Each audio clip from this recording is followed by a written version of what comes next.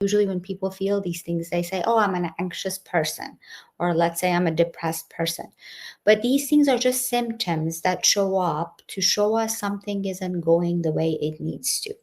So initially for me, it was that. And I would say the main point that made a significant difference in my life is actually something that happened later on in my 30s. And that is also the basis of a book I have written, The Fire That Makes Us, that comes out this September. And that was a traumatic event that I went through. It was an accident, and it uprooted my life completely, physically, emotionally, financially.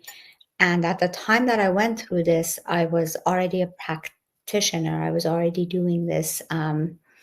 And it helped me a lot to seek my own personal treatments and different modalities. And part of that, in order to connect it to what we were talking about earlier, was I had to write a narrative around it. I had to wrap my head around it and define it for myself. And when I started to do that, a lot of different emotions came up. And at one point, one of my sisters read some of my writing and said, I think this can really be helpful to other people. You need to turn it into a book.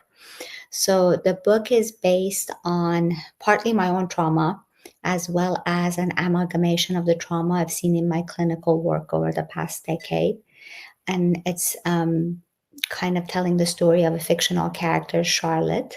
And as you go through the chapters and you read the story, at the end of each chapter, I stop, I explain the psychology behind that dichotomy, and I say something about how to kind of work through that if it's something that you're going through or struggling with.